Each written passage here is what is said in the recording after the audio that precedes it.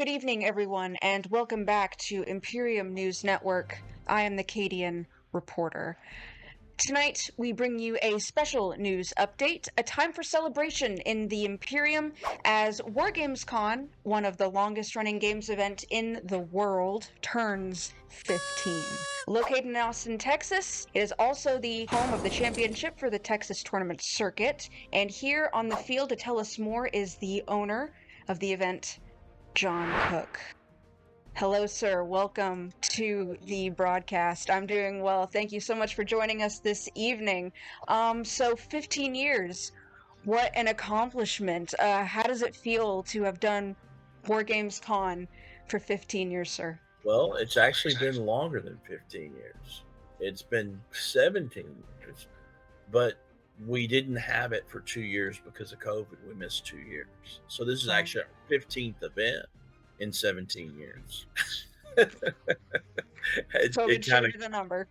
It kind of gets confusing sometimes because it's Wargamescon 15, but it's been 17 years.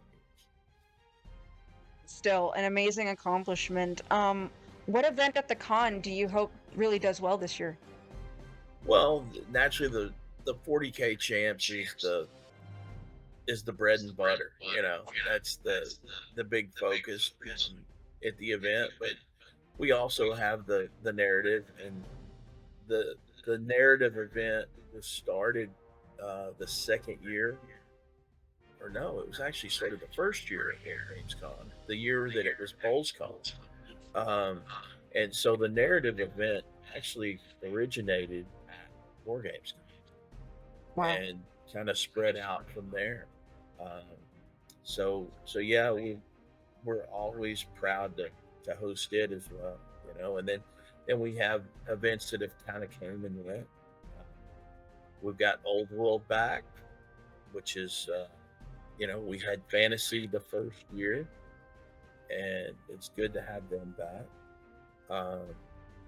We actually had Old World the year before Old World was launched. We had them because the guys were wanting to play, and the square bases wanted to bring that square base energy back, and so we had. It really surprised me. We ended up with like 18 players. Wow. And the game wasn't even an active game system. There were rumors that it was coming back, and that kind of fired them up to get out there and play again. So it was really cool to see that. Horse Heresy. This is the second year we've attempted Horse Heresy, and we're hoping to have a good turnout for it. And then we've got something new this year. It's the 40K Scions, which is something I'm really enthused about. It's a 40K tournament for ages 15 and younger. Nice. And the only other tournament I know that has something like this is Adepticon, and they host young kids. And my kid played in it years ago when we went to Adepticon, and it was fun. And I always thought, man, we need to have something like that down here. And there's just nothing like it except at Adepticon. So I said, well, we're across the country. Yeah. And so we ought to be able to pull enough kids to play, So Right. keep my fingers crossed. Absolutely. And I was just at GW, and I had dragged my younger sibling with me, and of course she was fascinated, but there's really nothing for young kids to do at these events, so the fact that you have that available is really great, because that's the weekends and kids are out of school. It's the summer now, they need something to do, so get them into Warhammer. Why not? Yeah. I mean, it's when I was a retailer, I had kids that played at the store, and I had two stores that had completely different customer bases. The first store was most of the players were in their late 20s and up, and almost all of us had kids, Right. and they were all close to the same age. And so in order to get a hall pass to come out, because it's a long day, um, some of us had kid duty that day too. And at my store, my kid was at the store all the time with me because I didn't do daycare. We It just came with me to the store, and so there were toys there. There was a pull-out couch so they could take naps if they needed to. There was a refrigerator full of snacks and juices and all that stuff. So it was laid out pretty well for that. And then as the kids got older, they all got about 5 or 6. They wanted to play. Right. Well, they weren't ready, And but what we did is we let them each get 10 models, and they all had 10 models that they painted themselves. And we Aw. put them on the corner table in the back, and we said, "Okay, you need to roll fours. Everything is fours. Fours to hit, fours to wound, fours to save, just to make it easy." And they would get back in the corner, and we'd hear them going, "Pow, pow, pow! I got you!" Ah, da, da, And so it was a lot of fun. And then my store in Houston was a bunch of adolescents, and oh, they were a handful, but they loved playing, and they were at my store almost every day. I had this core group of about 10 kids that came up every day. They After school they were there, and all weekend they were there, and they just loved it. And then when I came to Austin, uh, we had gotten back into 40K, and uh, my kid was about 12, and we started a kids group. And at one time we had like 28 kids show up in one day, and it was so much that we overloaded the store, and we had to put them on, put like 4 kids per table. And so we had this really active group for a lot of years. And then as my kid hit 16, 17, they kind of started doing other things, and likewise the other kids in the group. So it kind of drifted apart. And I've been talking to the store owners here in Austin, and I'm like, I think you guys are leaving something, a really key component of the community is missing, and that's having the kids league going, because that's where our future players come from. And if they don't get exposed to it when they're 12 to 14 years old, they don't have that, because usually that's what happens. They get in, they play for a few years till they're about 15, 16, then they get out, and then they usually come back in their 20s. And now some players discover the game just out of the blue, usually in their 20s, in their after they've completed college and get out in the workforce and stuff. But it's something that I think is important to the community, is to have a group of kids that play, and that develop that love of the game early on, and then that way they'll always be 40K players. Absolutely. We need that in the community. 100%. It's a game for everybody, even if Yeah, they don't know what's going on. yeah, It's a game for everybody. And I'm so happy that you're going into that and you're exploring that and delving into it because, like you said, you know, little kids are the future of Warhammer. mhm, We need new recruits. We yeah, need subjects for the Imperium. And they're that. So amazing, amazing. And if I ever get the opportunity, I'd love to come see that at your event. It sounds amazing. I would love to see little kids yeah, rolling floors and going to town. yeah. I don't expect us to have a bunch of kids at the GTS, really, but we have enough 40K players that are parents, that have kids that are old enough to play, and that some of them do play. So this gives them an opportunity to not jump into a GT, but just play in a lower, a less competitive environment. You know, Yeah. it's on an equal playing field, and because that's one of the things that kids that come to GTs, they get kind of discouraged because they usually, Yeah. unless they have that. Now some kids don't. My kid didn't care. My kid just wanted to wreck people. You know. I would definitely care because I remember losing at chess with my dad and I would cry. So I would definitely care. Yeah. But it's so it gives them something to do, and also you know, because we run a 3 day event, I encourage people to bring their families. Mm.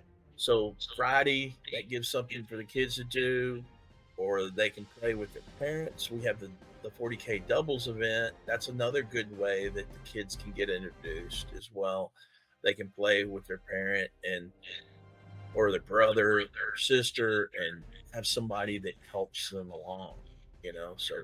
So we've got two avenues that, and it's just one day, so it's not overload.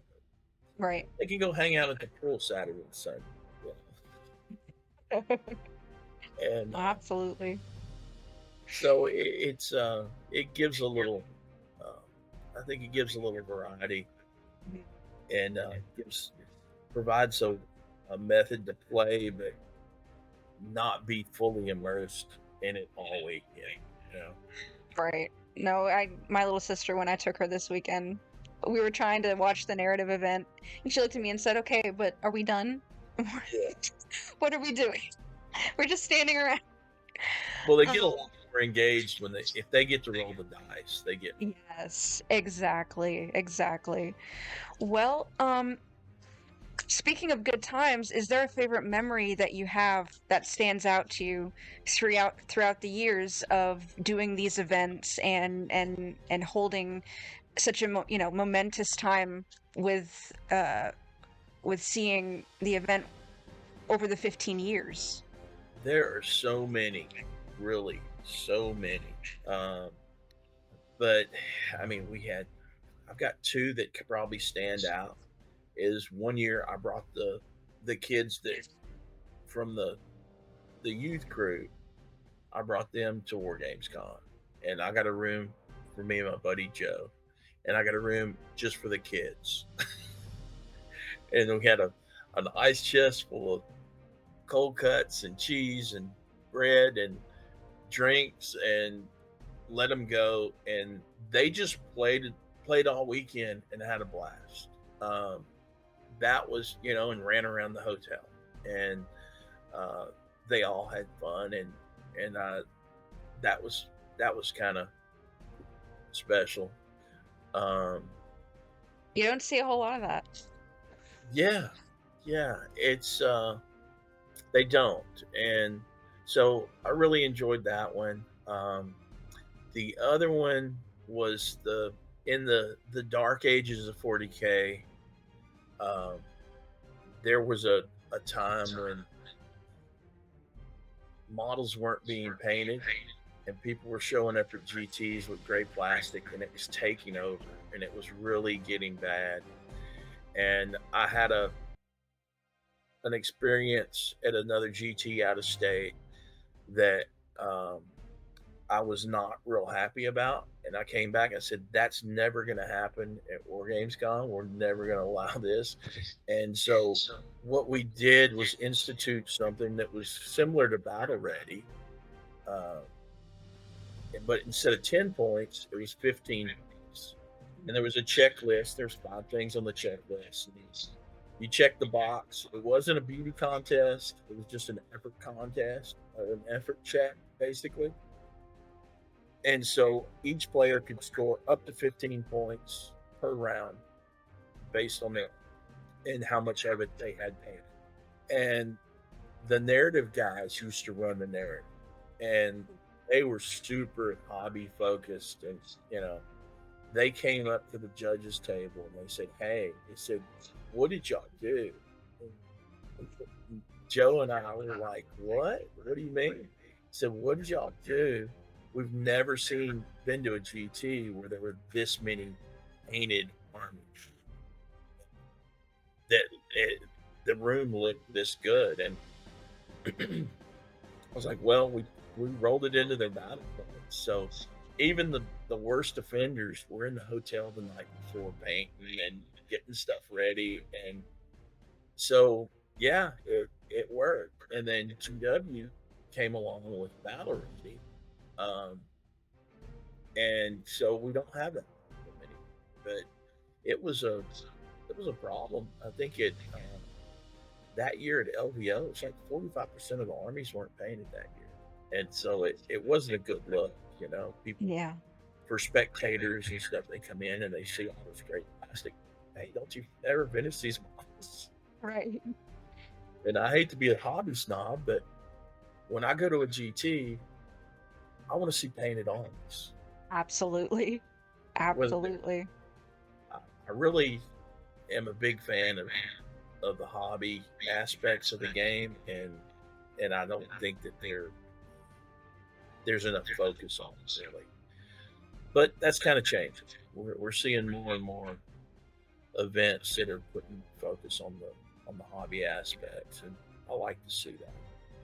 As it should be. I mean, part of Warhammer is it's not just the game, Hmm. it's also what you feel and what you see. And part of what you see is the different types of creativity you get in your armies and how it's painted. And my first tournament when I went about a year ago, I was blown away by the amount of dedication and attention to detail with just almost every single army I saw. And it was magical, for lack of a better term. It was magical. I was like, I don't know what this is, but I really want to know because Yeah, this looks like so much fun. And or just the painting aspect. I'll be honest, I have no idea how to play Warhammer, but I'm interested just because of how it looks, the yeah, way it sounds, how I'm watching other people engage in it. Um, that in and of itself, I agree with you. It's part of the lifeblood. It's part of yeah. what makes it what it is. Um, I agree. I think yeah. it's it's probably the number one thing that gets people into the hobby is they see a painted army and they react to it. And whether they ever get up to the highest hobby standards or not, that's not important. It's that you enjoy it and you work on it and it's yours. And that's the important thing. I don't think that hobby needs to be a beauty contest all the time, although I appreciate the higher standards. But it's sometimes you see things that people do, like with conversions, green stuff work, or what have you, and you go, "Oh man, that's really cool. Mhm. I'm gonna steal that." You know, so you kind of grow your hobby from interacting with others and looking at their stuff. You know, it's just I think it's great. It's It's a great. community.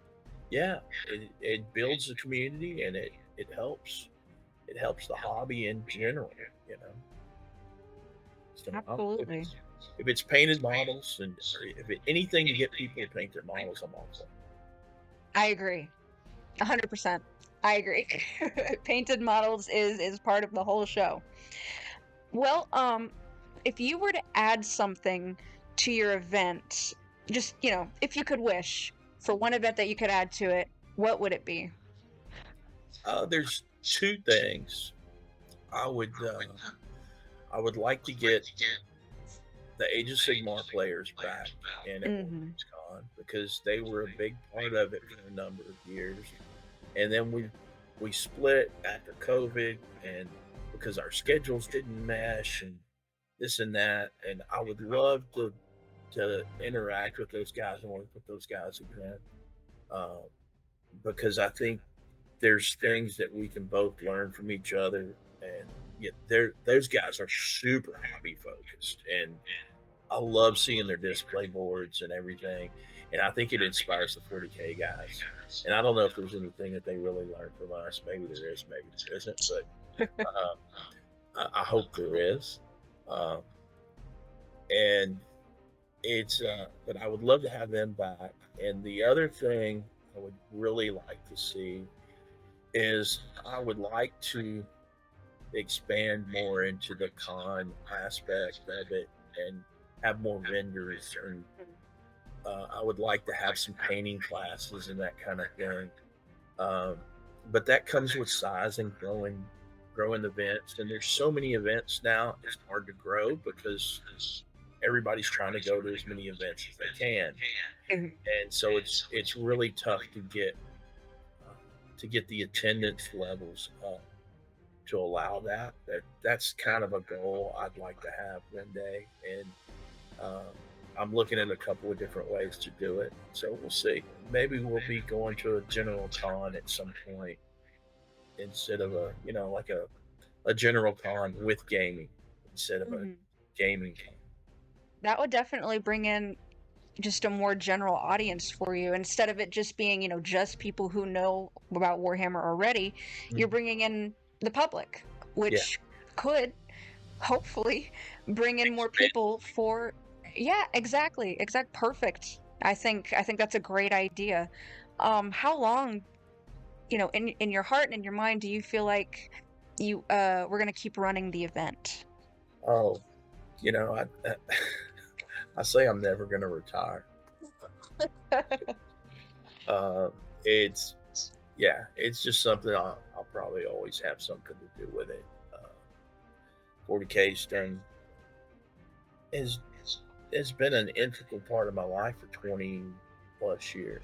So um, it's it's probably not something I'm giving up anytime soon. Although sometimes I have those days where I'm ready to get out of this. I'm doing this, you know, and then I end up doing it, and even more so. So, but we have taken on some one of my one of my partners. Josiah is quite a bit younger than I am. We've got some younger guys that help us with the event, with judging and getting terrain ready and all that stuff. So uh, we're we're constantly getting new faces in, and those are the guys who eventually, hopefully, will continue Wargamescon after I'm gone.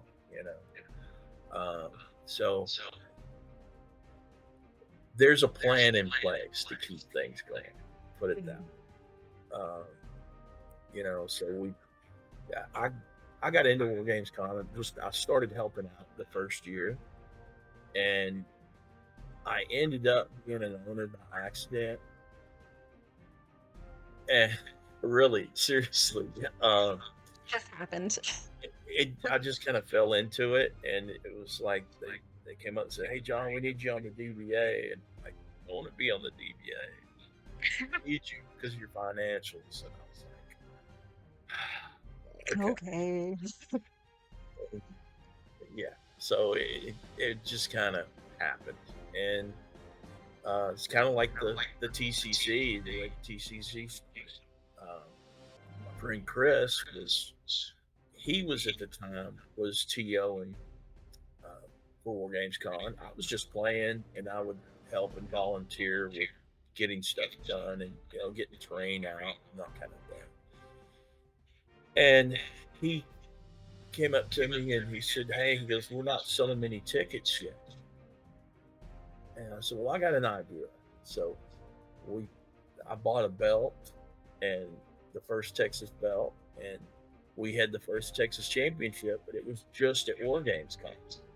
And let's see, there was Bruce and Nate were there from the Dallas Open at the time, which is the big Dallas event. Mhm. Uh, Jay and David and Pete were there from San Antonio, from Alamo, and John was there from Warzone, and Vince was there from Waco that used to have the old sideline for GT. And they were all like, "Yeah, we want in on this." So, well, we can make it a series. And so we did. And that was the first year for the QCC. So it just kind of happened, and it was really just a way to spark some interest and get sales going, you know, and but it turned into something totally different. It turned into something that I didn't expect it to. That's for sure. And there's people out there that they really care about the TCC and they love going to all the different Texas events, and we formed a lot of really close friendships with people in other cities that we normally probably wouldn't, That's the because we important part. more often, so Yeah. it's really become a community building. It really has. So that was really uh, something that else that just happened accidentally. It's just like it was intended to happen. By the Emperor's will. Yeah, yeah. So it was that was big, and uh, yeah, I I never thought when the first year I helped with Wargamescon, we were cutting foam hills out, and um, I never thought we would get to a point where we had a trailer full of terrain, and we provided terrain to multiple stores, and I just never thought it would get this big. It's a victory well earned, and you've put so many years of dedication behind you and passion and just love not only for the game but for the community. But speaking of terrain, you'll be using the new tournament mission pack for 40K for this year? Yes, yes. Mm. We decided we're going to use the chapter approved, even though we already have reports that there's allocations. Um, I put up a poll on the TCC Facebook site, and it was overwhelming how many players wanted to play the new missions, and they're kind of, and I get it. You get kind of, I don't want to say bored, but yeah, they're old. The missions get kind of stale after a while, Yeah. especially the people that play a lot. Mm. Uh, I played a lot last year. I played in, according to BCP, I played in 34 events last year. I said, wow, you've been busy. Yeah, yeah, and so yeah, so with that, we're also doing all new terrain. We've got a new terrain design. Um, that's it's um, it's layered terrain, so it's easier to paint. You paint one layer, one solid color, and then you paint the next layer, the next color, and that's the with the MDF terrain. It tends to be kind of two dimensional, Right. and with the layered look, you get the three-dimensional look. So it's kind of a nice compromise between the MDF and the plastic terrain. Yeah. It gives you the durability of the MDF, but it kind of gives you that look of the plastic terrain a little bit. It's not quite as detailed, of course, but it's I think it's the next step really as terrain progresses, and we're playing with different ideas all the time.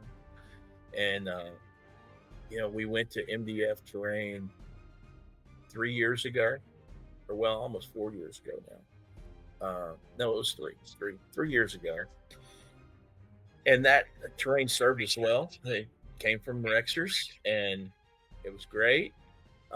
I got a little ambitious with the paint design, and to get that terrain painted to the level I want it painted, it's going to take about 3 million hours. So Oh, uh, we decided not to man. do that. It's insane, um, but I really like it because it's got all the Austin landmarks on it and stuff. Hmm.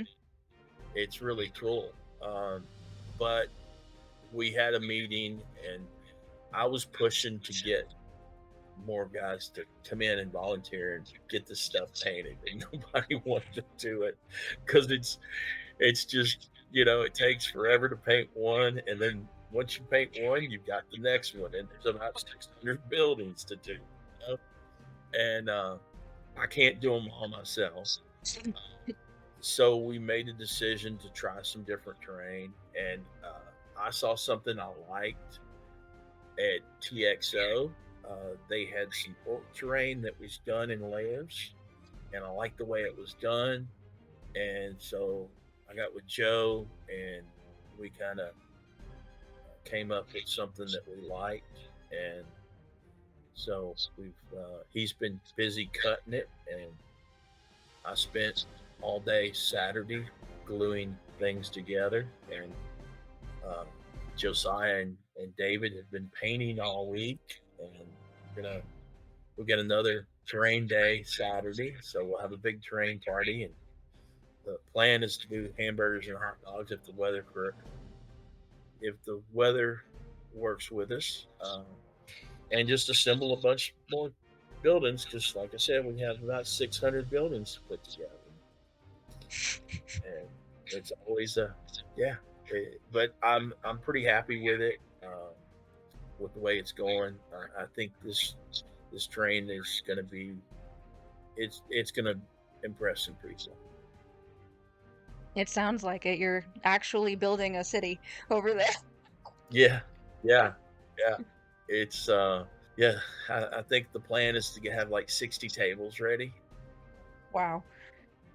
and then You have a monument to build, sir. yeah, and then we have the narrative stuff that we've got to get out and do some refurbing on and all that. So yeah, it's one of these things that really we should work on year round. But we typically wait till about 4 months out and start working, and then it's a mad scramble to get everything ready.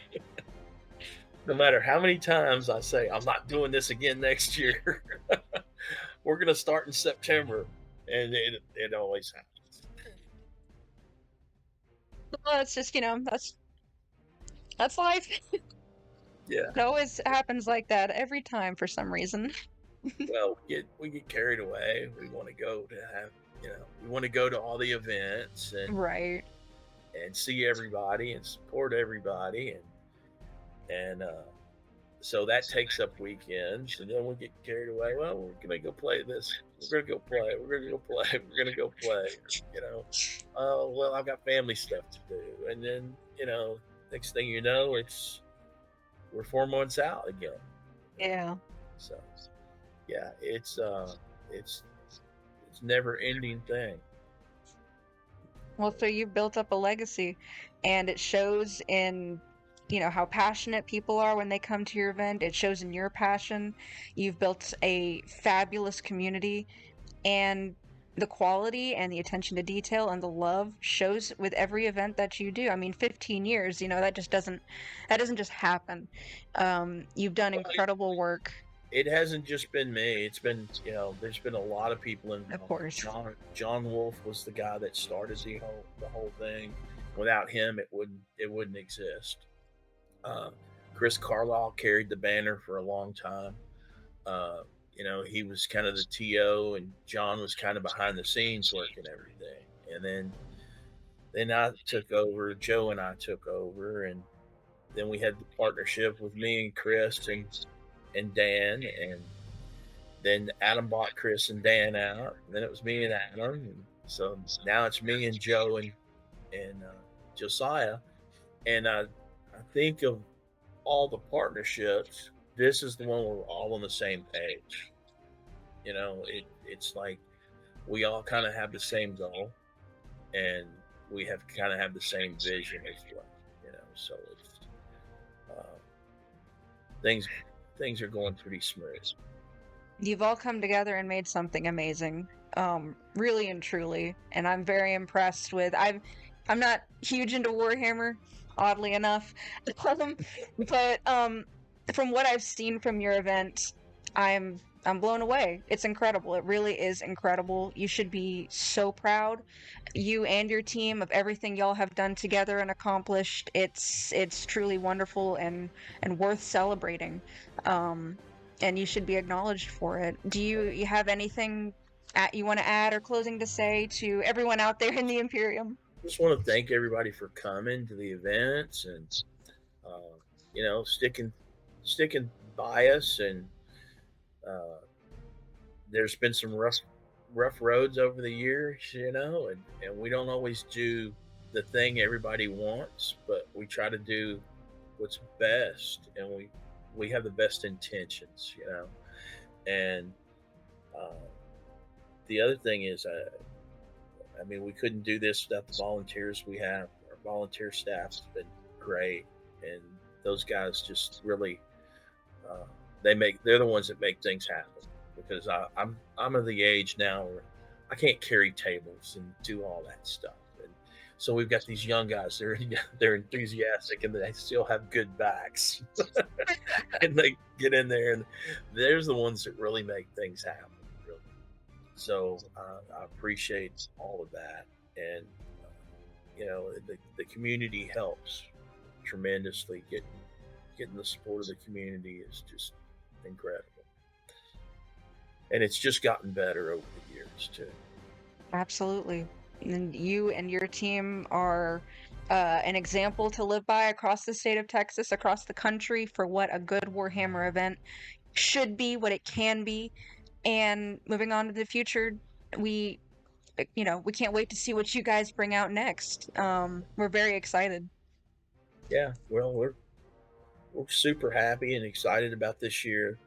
We've got the the event. We've got the hotel rooms this year. We've got a new hotel. We're at the Wyndham Gardens Austin Hotel, and it's near downtown. Uh, but unlike most places near downtown, we have free parking. Oh my gosh, really?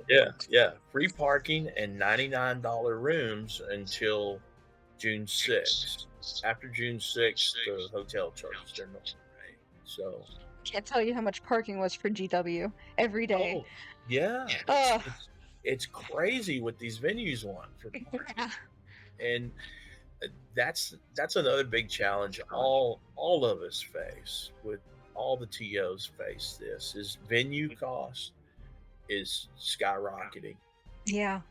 And not only do they charge us more, but they want to charge parking. I mean, Hmm. the same venue um, that we were at last year was our first venue, and there was no charge for parking the first year.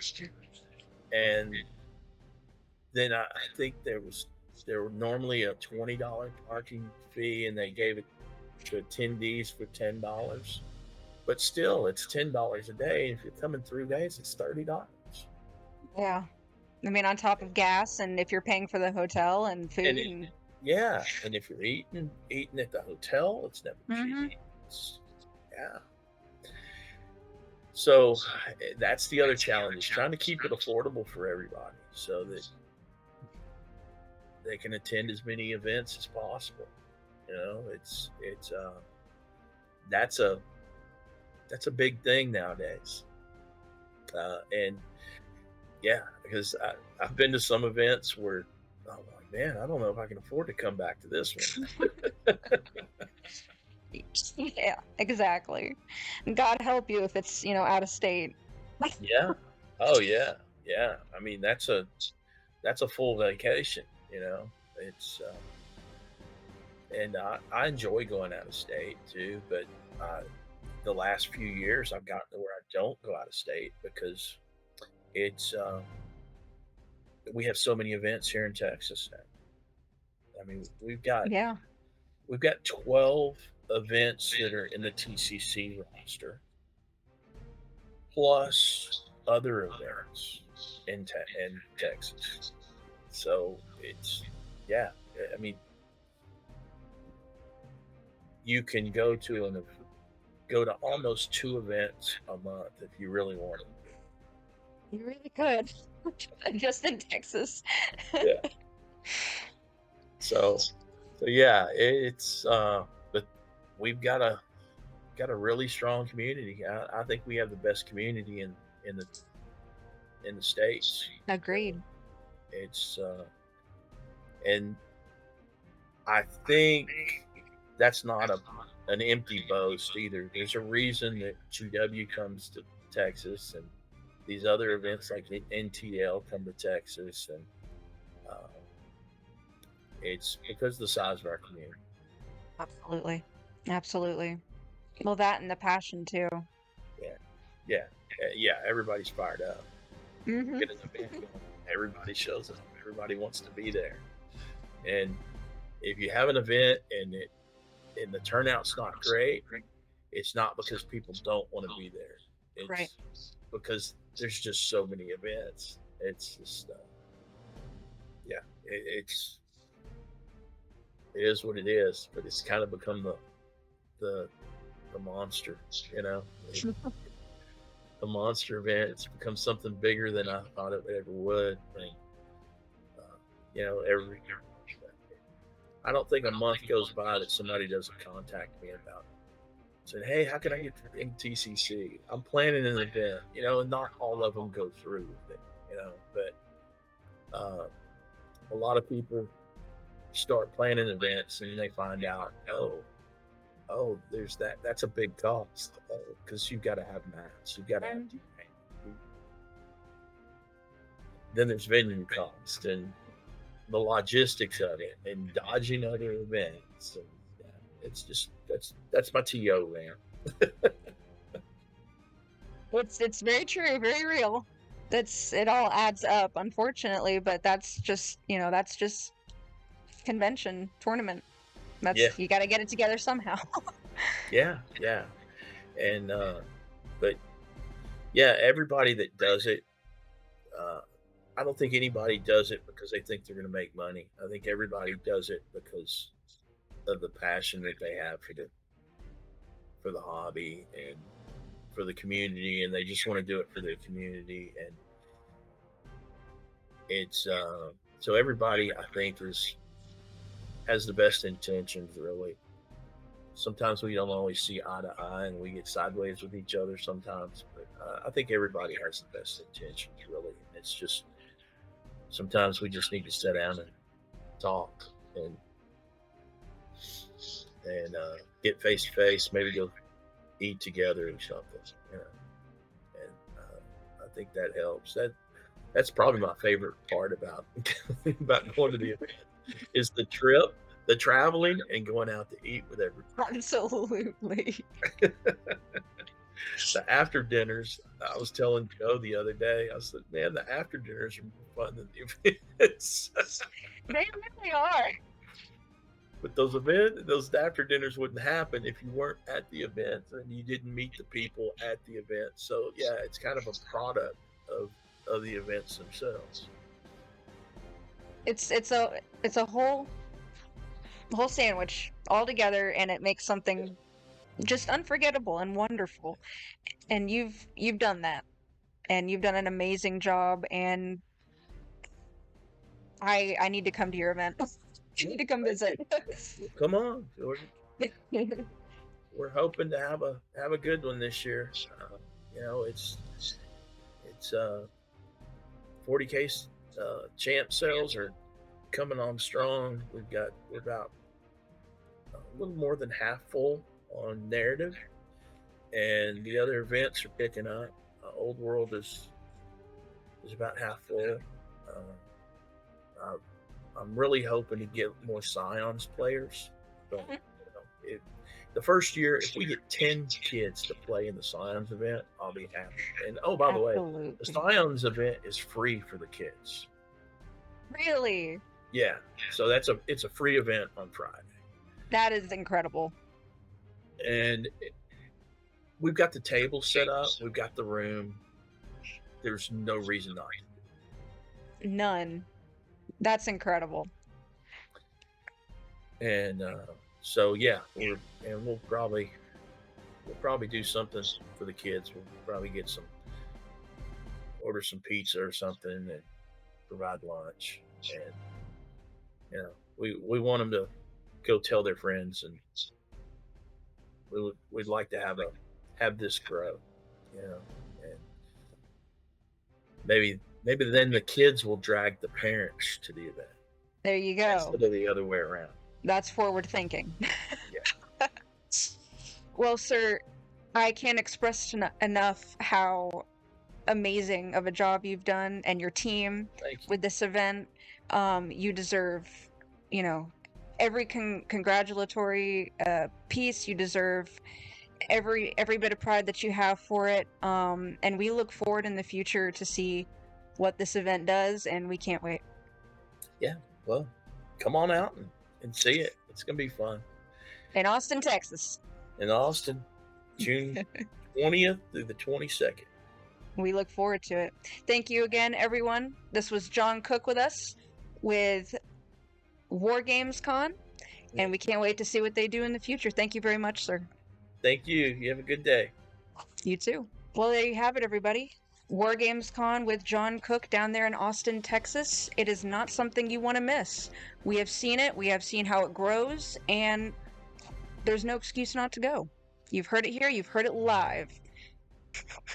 I'm the Cadian Reporter, and I'll see y'all next time.